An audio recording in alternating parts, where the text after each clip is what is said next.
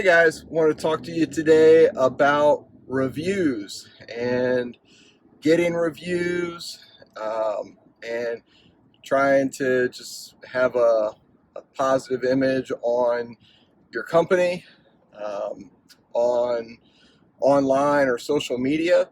And in the property management space, a lot of people tend to think that that is hard, next to impossible, don't care about it. Um, but I can tell you firsthand that that truly impacts your business um, and the new clients that you get.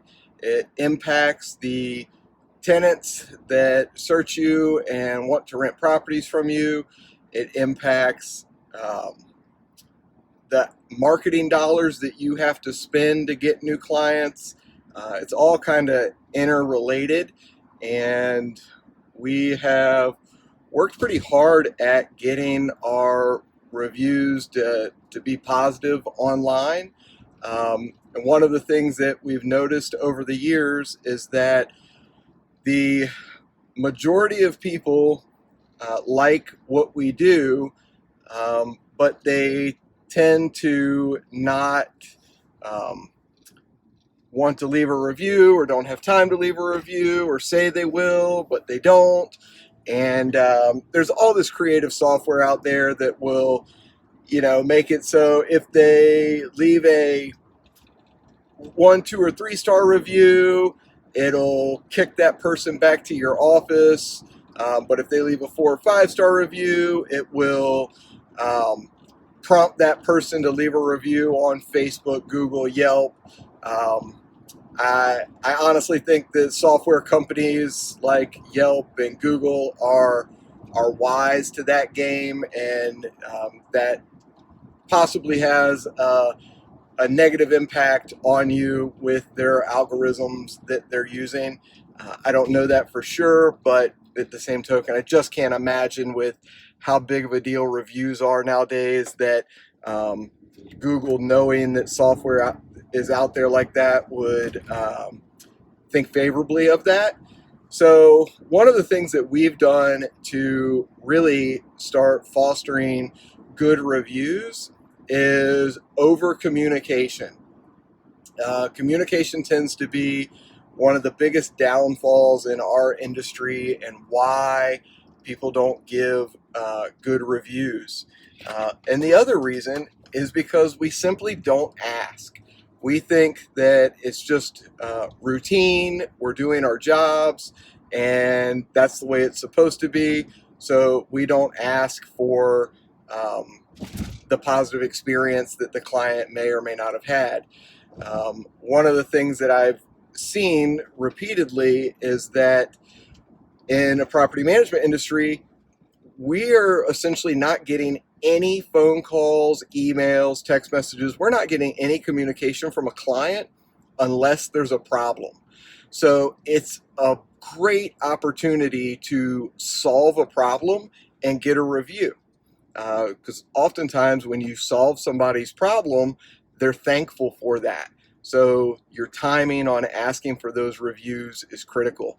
So we do contests for our staff, and we basically say we'll do a bonus for the staff member who asks for the most reviews at the end of a week, a month, a quarter.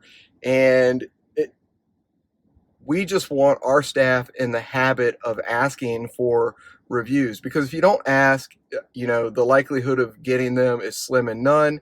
And you're going to have the 10% of people that are truly upset. They're going to dominate your marketplace on your reviews, and that's not what you want, because it's not really a true representation of what's happening at your company. Not all companies can be 5 star reviews all the time. I mean, it's just a matter of if you're pushing the envelope and you're trying to grow and you're trying to improve and do great things, you can't be excellent at all times. But you can definitely try to fix those problems and address the issues that the people that are not having good experiences, so the next person doesn't have that type of experience. One of the other things that we do is go out of our way to reply to reviews online.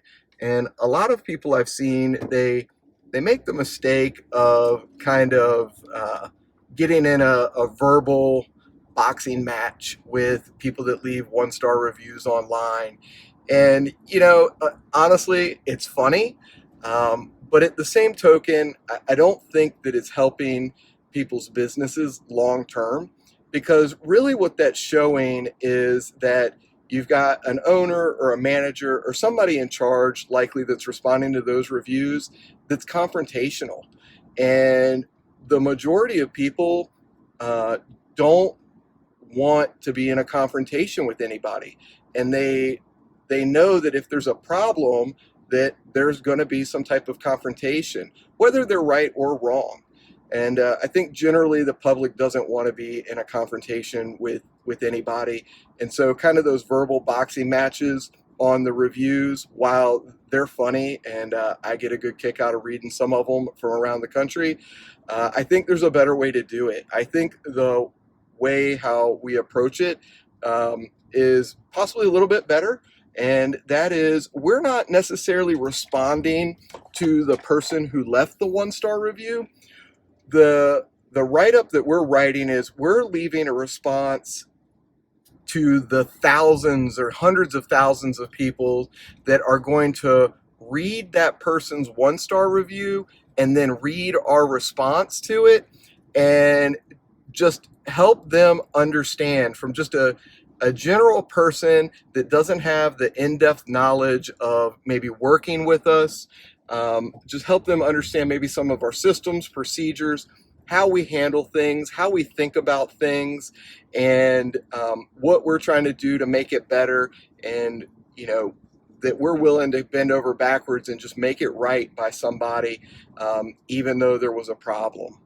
So I think, just based on our experience, we've been able to get on the phone, have conversations with people, leave really good feedback on our reviews, just not necessarily responding directly to the person that left the review, but just for the general public that may be reading it. And we've changed 1-star reviews into 5-star reviews. And a lot of that just comes from situational understanding. A lot of people that leave 1-star reviews, they really don't understand the complexities of the business or the business relationship that we're in. So helping shed some light on that oftentimes helps them see the bigger picture.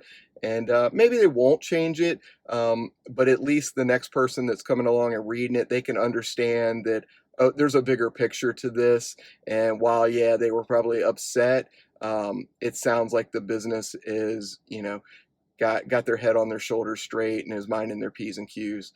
So anyway, I hope this is helpful for you surrounding reviews. Bottom line, if you don't ask, you won't get them. So you have to make it a habit. You want to respond to all of your reviews online. And you don't necessarily need one of these softwares that is helping you get reviews, although I have heard some positive things from some of them, like Birdseye, Gather Kudos, Grade.us.